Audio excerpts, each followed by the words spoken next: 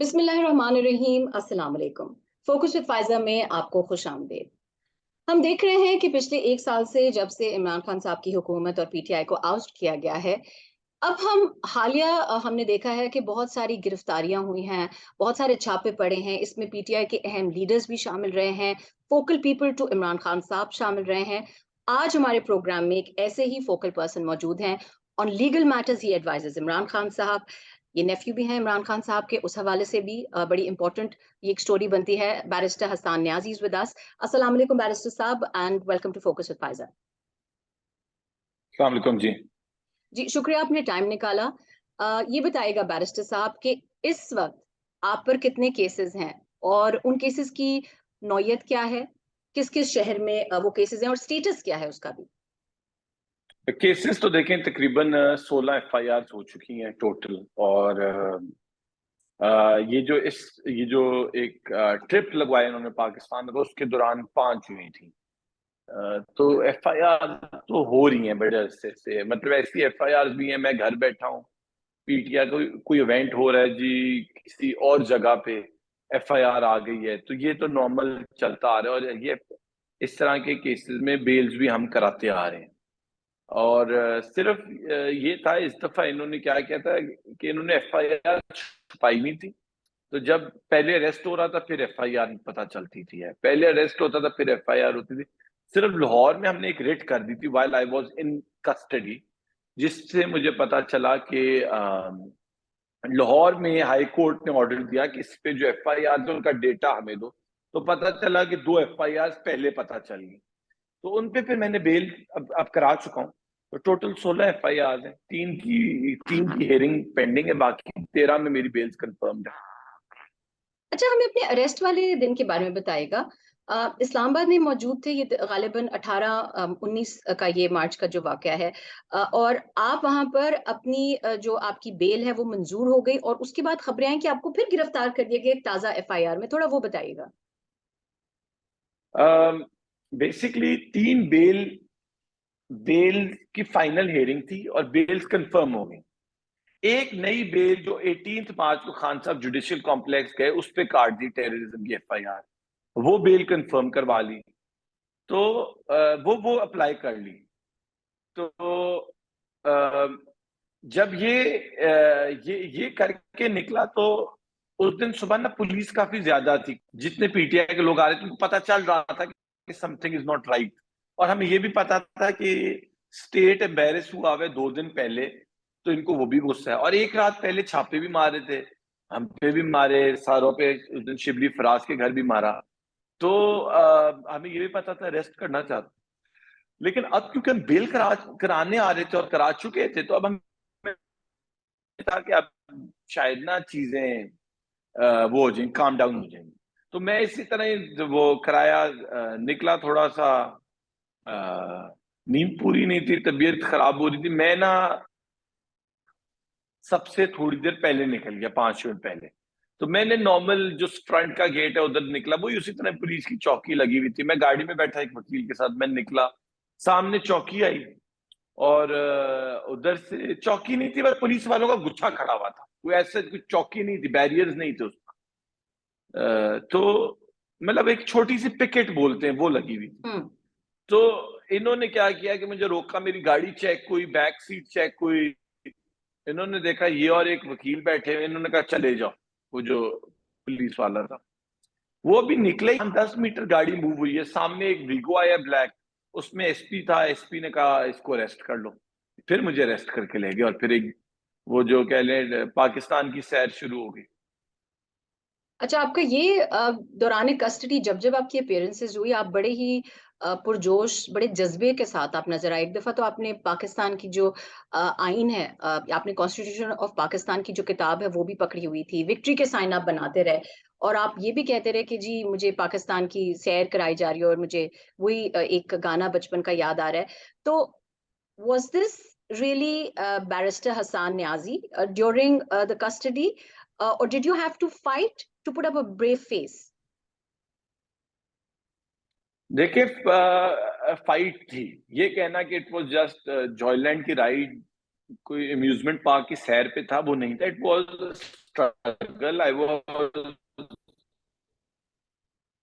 in fighting for a cause. This was all of it. और जाहिर है cause में मुश्किल भी आती है, और मुश्किल को फेस करने की आप में पूरी तप्पड़ होनी चाहिए, पूरी करेज होनी चाहिए, हिम्मत होनी चाहिए, और उसके लिए you have to really work on yourself.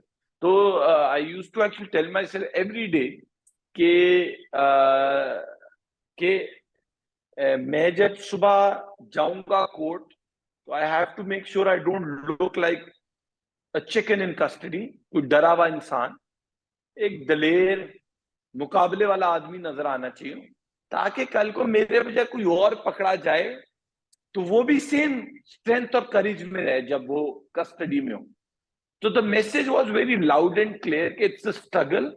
हम अपने कॉज के लिए अंदर गए हुए और हमने घबराना नहीं है, सिंपल। और वो खौफ का बुत जो हमें खान साहब कहते हैं तोड़ना है, that face, that message was कि हमने खौफ का बुत तोड़ना है। एंड आई एम ग्लैड लोगों ने उसको उसी तरह इंटरप्रेट किया। मेरा कोई मकसद अपने आप को कोई माचो मैन या सुल्तान राही दिखाना नहीं था। मेरा मकसद था कि लोगों को ये पता चले ये स्ट्रगल है, मुश्किल आती है और हमने मुकाबला करना है और डट के करना है। तो जाहिर है पहला दिन इजी होता है, दूसरा दिन थोड़ा कम इजी होता है, तीसरा दिन और कम इजी होता है, तो it keeps going down obviously. और आपकी नींद पूरी नहीं होती, आप मेंटली एग्जॉस्ट हो जाते हो, फिजिकली भी एग्जॉस्ट हो रहे होते हो।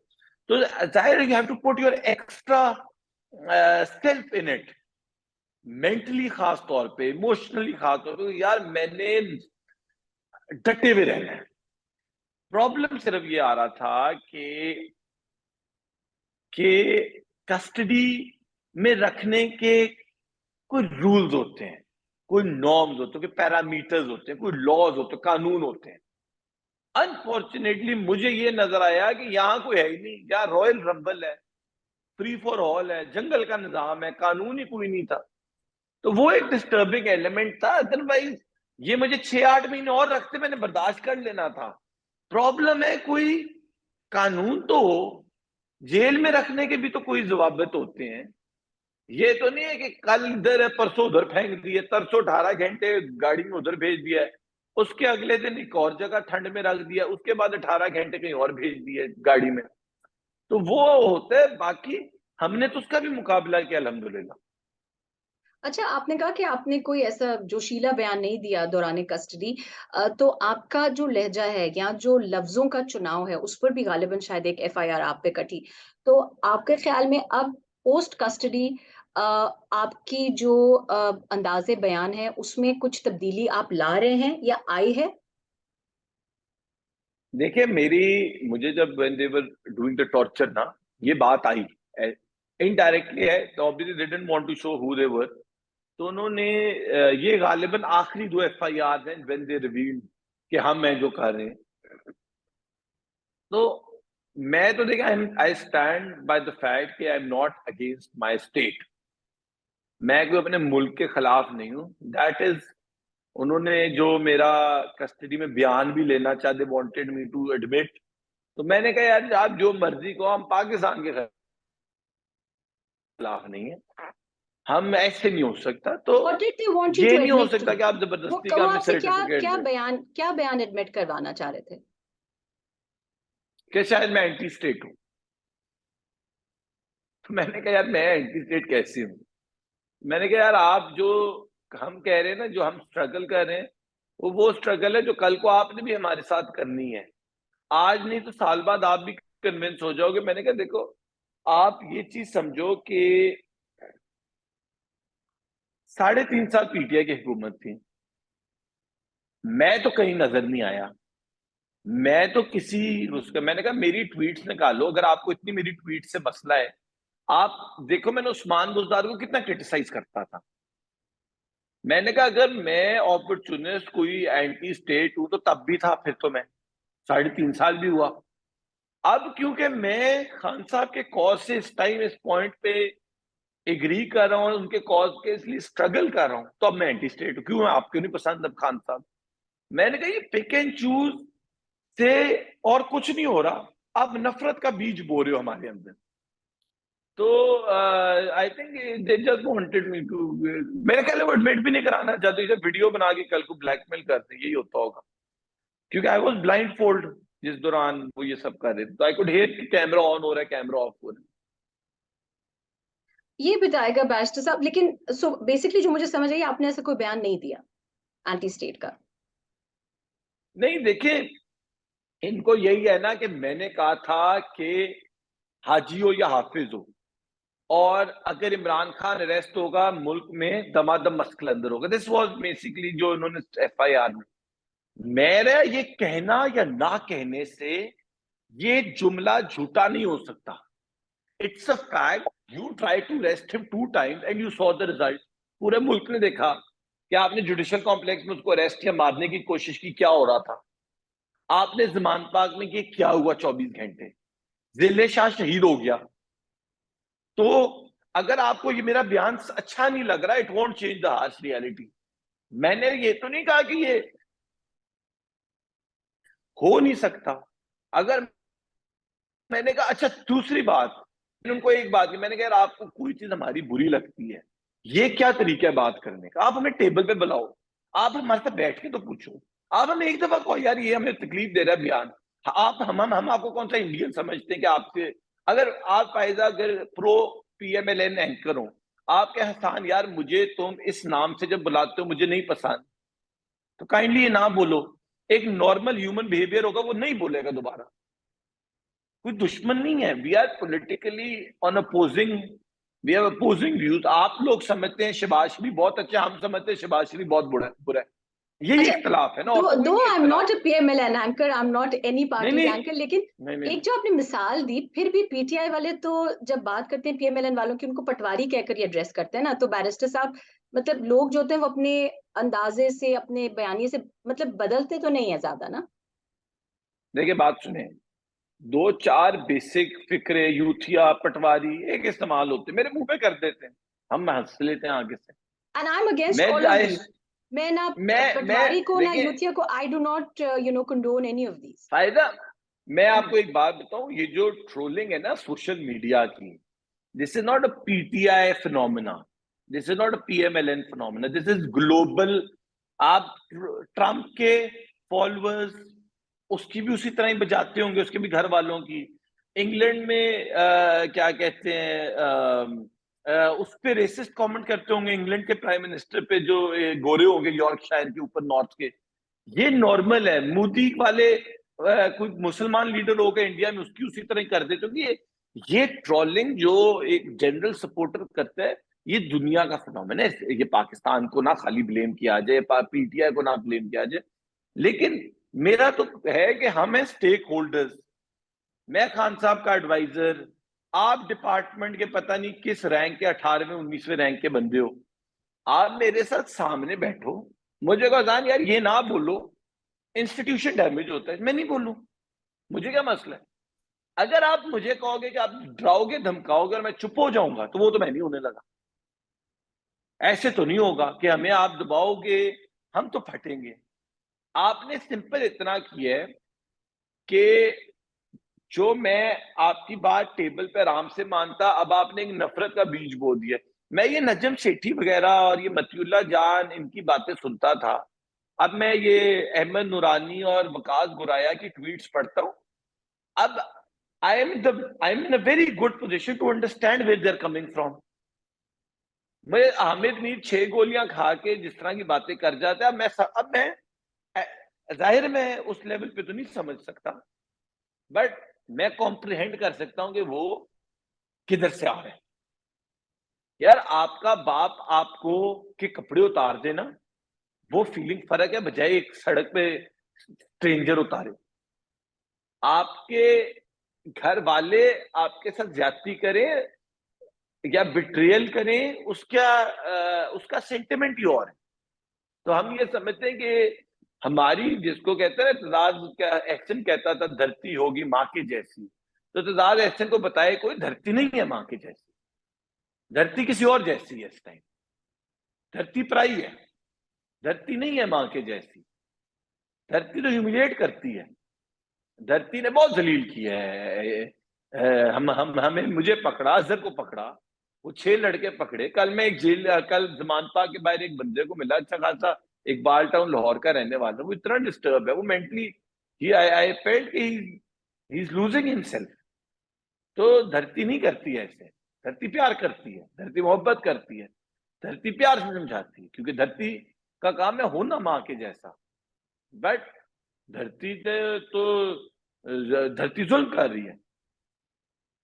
बैरिस्टर साहब, मैं थोड़ा सा एक जो टची पॉइंट है वो बात करना चाहूंगी, और आप जितना एड्रेस करना चाहें उतना करें, और जितना नहीं बात करना चाहते बेशक ना करें।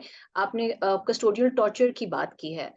इट्स बिन इलीगल, हमने देखा गिल साहब के वक्त, सवाती साहब के वक्त इस पे बड़ी बात हुई, मैंने कुछ प्रोग्राम्स भी किए। तो ये कस्टोडियल टॉर्चर आपके आप पर हुआ, उसकी मैं थोड़ी सी आपकी बात में सुन रही थी, और ये कस्टोडियल टॉर्चर किसने किया, एंड डू यू थिंक कि आपके उनको कहने के बाद कि आप हमसे बैठ कर टेबल पे बात करें, कुछ फ़र्क आएगा इस तमाम तर प्रोसेस में?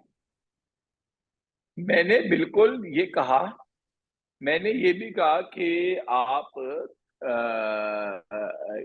निगोशिएशंस की तरफ जाएं। मैंने कहा लोग बिठाए बीच में। लेकिन देखिए, जो मेरे साथ कस्टोडियल टॉर्चर हो गया वो हो गया है, वो अनडू नहीं कर सकते ऐसे आप। मैं कैसे कहूँ कि अंडू हो गया जी? बैठ गया आप बैठने जिसमें।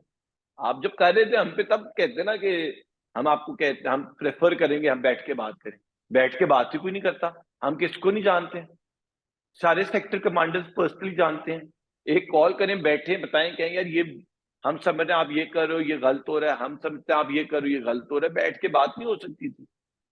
ये तो ज्यादती है कि आप सीधा पकड़ के बंदे उल्टे टांगने लग जाओ। ये तो तरीका नहीं है ना। बैठ के बात करें। हम तो अभी भी समझते पाकिस्तान से सिर्फ प्यार है, वरना पाकिस्तान छोड़ जाए। हमें लव है अपने मुल्क से, वरना इस तरह की चीजें करेंगे लोग। भाग गए हैं, पहले भाग गए। अरशद शरीफ भी भाग गया था, साबिर शाकिर भागा हुआ है, मोइज पिजादा बाहर भागा हुआ है, वकास गुराया भागा हुआ है, अहमद नूरानी भागे हुए हैं। मुल्क के खिलाफ कर दिए लोग आप लोगों ने। स्टेट का काम मुल्क के खिलाफ तो नहीं करना होता ना। आप प्यार करें, हम 6 साल इंग्लैंड रह के आए, वो एक दिन एक मोमेंट ऐसा नहीं आया कि लगे कि मुल्क छोड़ जाए। हालांकि हम सेकंड क्लास ही, थर्ड क्लास सिटीजन है हम। रेसिस्ट हो जाते थे हमारे साथ कई दफा लोग, लेकिन ये फीलिंग नहीं आई। तो आपने इस पूरे वाक़ये के बाद इस वक़्त दो के you still stand with this PTI stands and the struggle and with Imran Khan साहब, लेकिन क्या आपका पाकिस्तान छोड़ने को दिल कर रहा है? देखिए, जब तक तो खान साहब हैं तो हम मतलब उम्रा भी करने के लिए तैयार नहीं बाहर जाने की। सीधी बात है, हम समझते हैं यही हमारी इबादत है, यही हमारी ताक रातें हैं, यही हमारे आखिरी 10 रोजे हैं। पिछले 10 रोजे भी ऐसे, लास्ट रोज 10 रोजे ऐसे काटे, अभी ऐसे ही काटेंगे। तो अभी तक तो बिल्कुल ऐसे नहीं सोचा। हम जब तक, हमारा लीडर अगर अपने बच्चे छोड़ के पाकिस्तान बैठ सकता, हम भी सब कुछ छोड़ के इस मुल्क में रहेंगे इंशाल्लाह।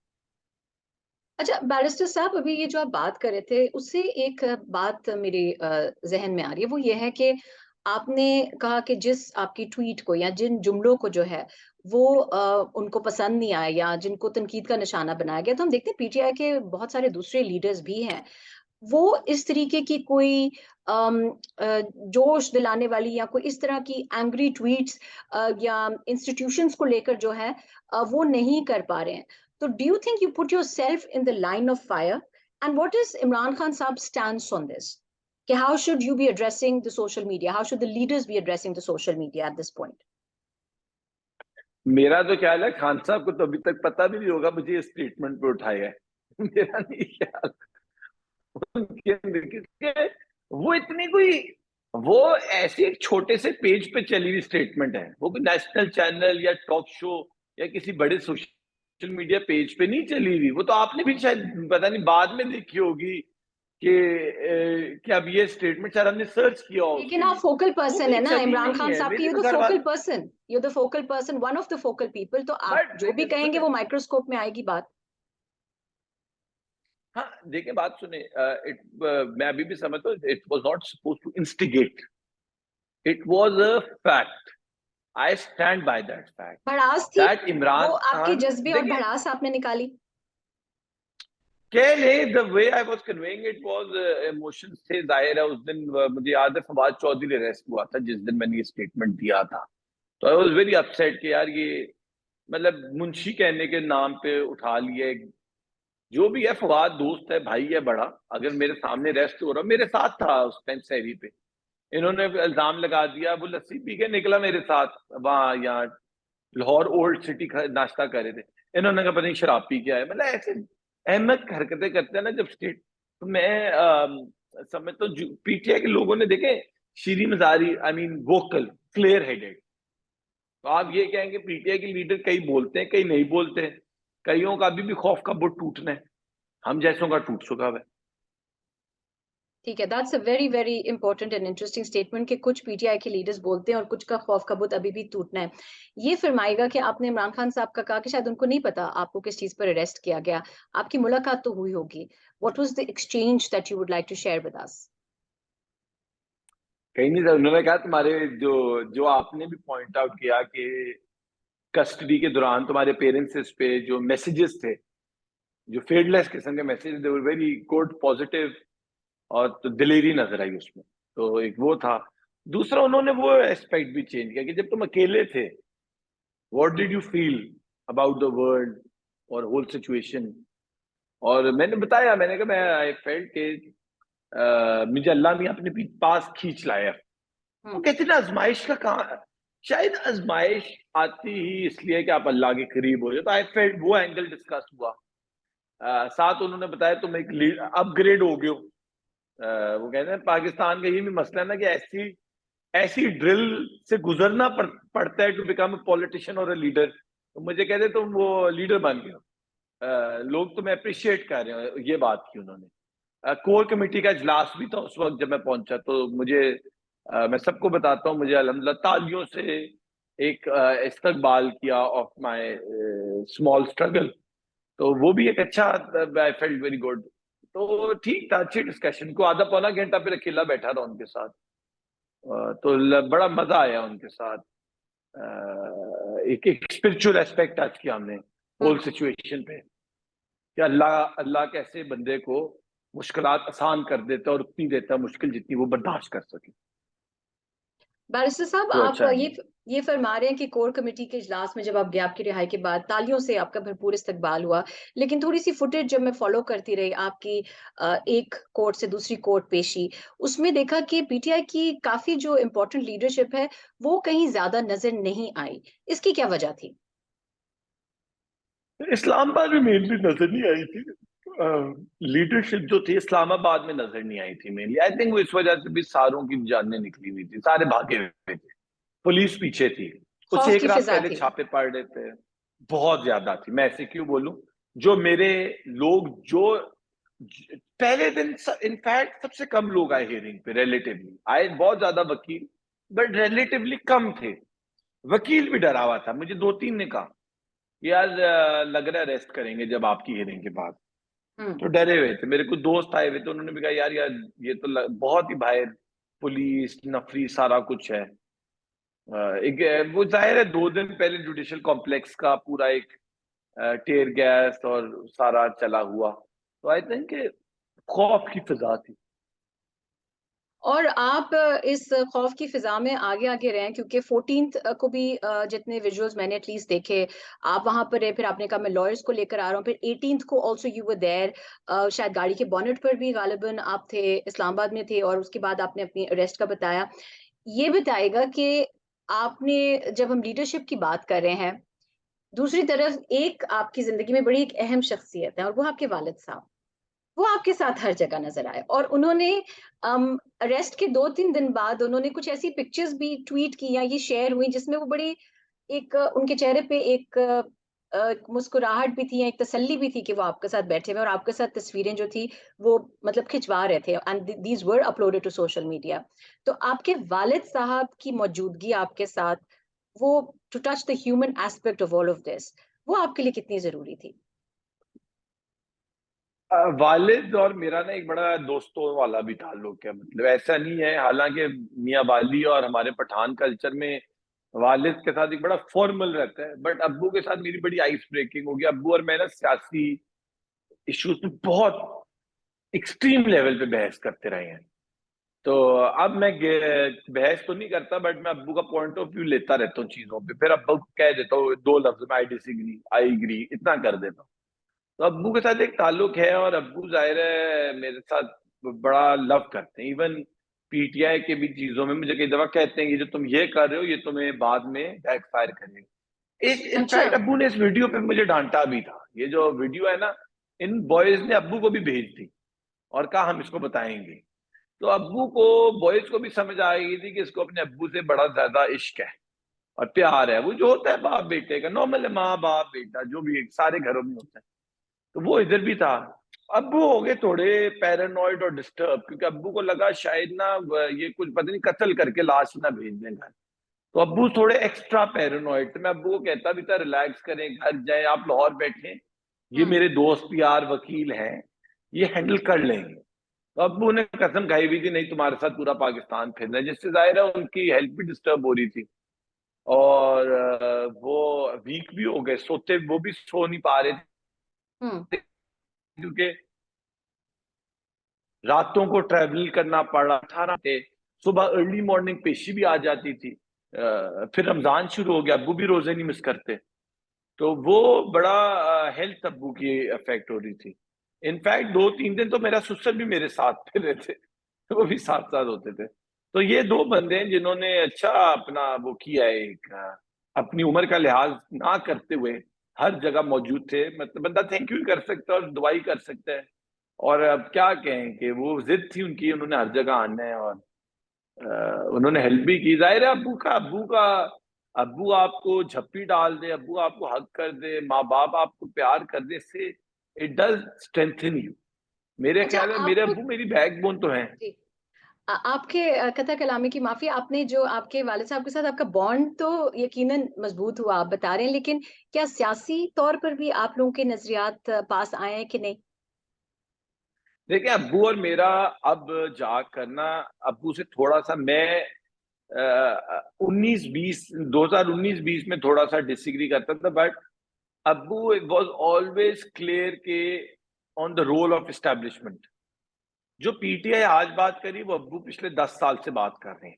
ठीक है, अब्बू को पीटीआई पसंद नहीं है, जहां मेरा अब्बू से बहुत बड़ा प्रिंसिपल डिसएग्रीमेंट है।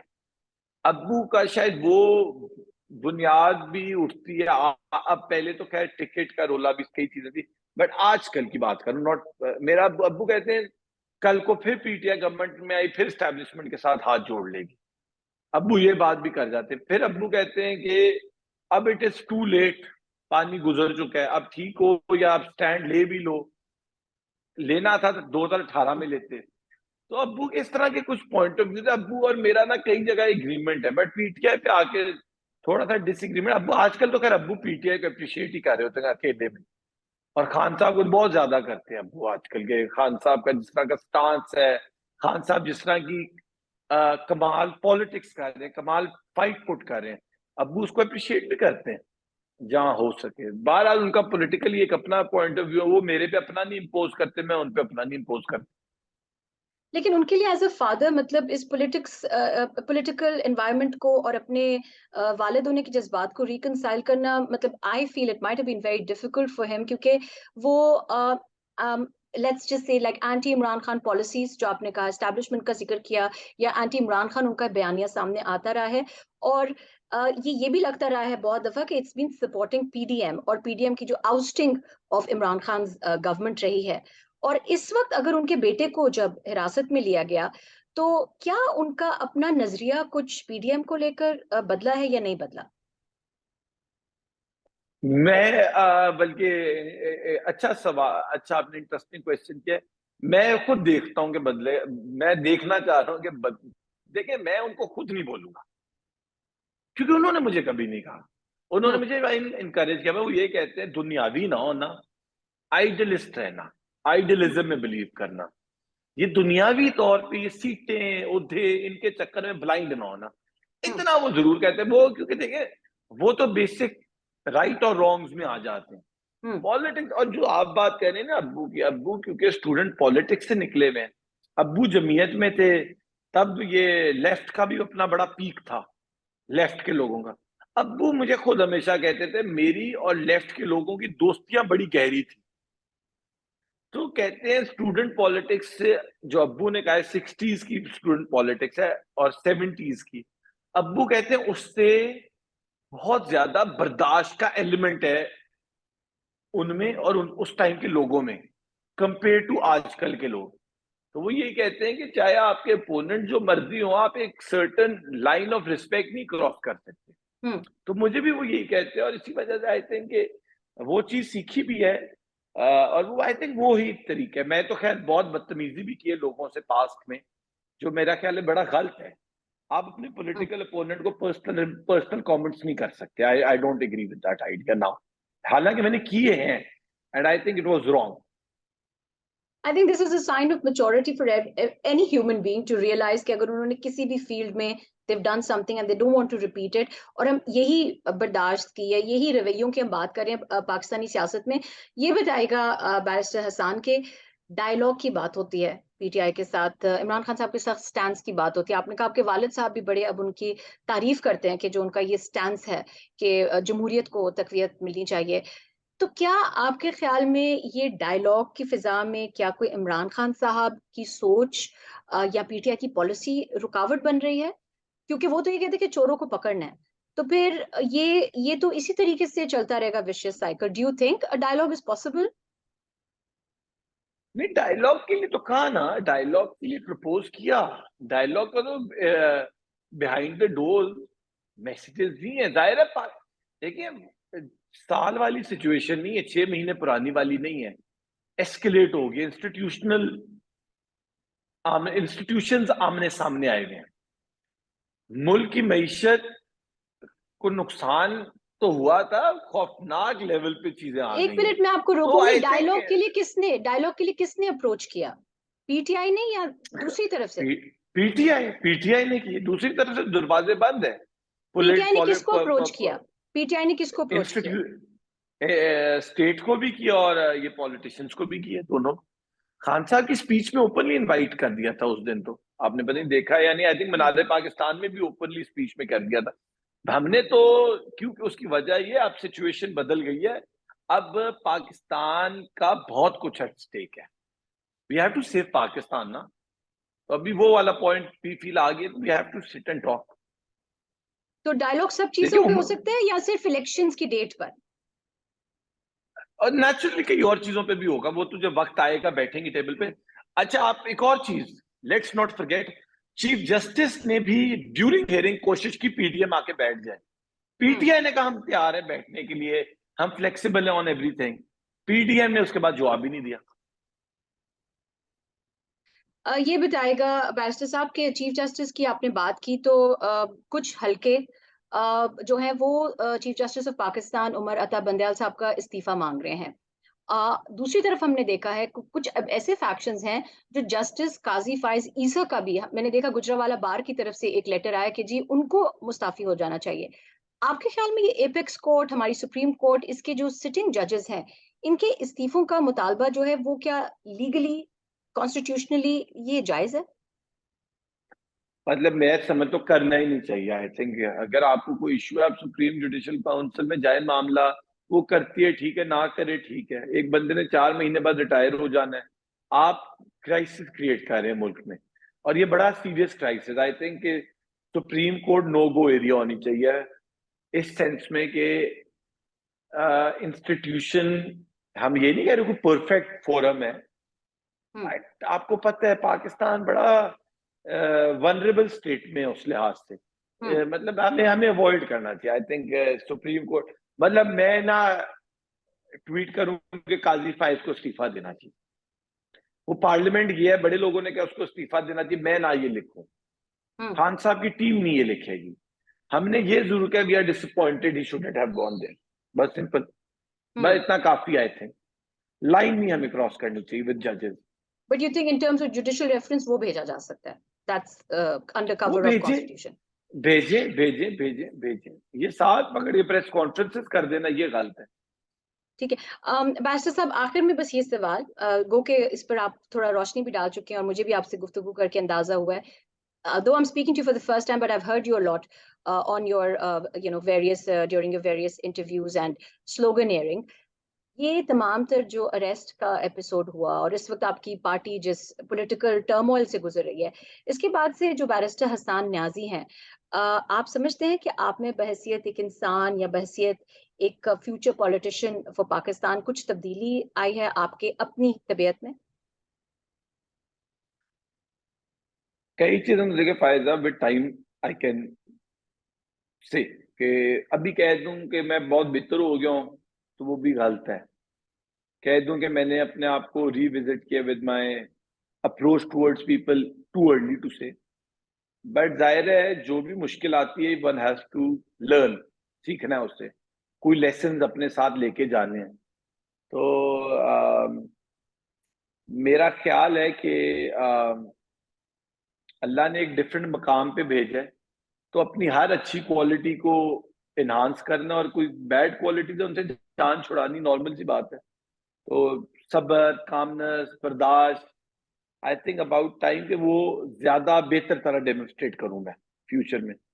तो मेरा ख्याल है कि जो 11-12 दिन मैंने दोबारा को देखा है, मैंने अपने आप को बड़ा सारे काम माहौल में मेरा बड़ा एनर्जी वाला बन रहा हूँ।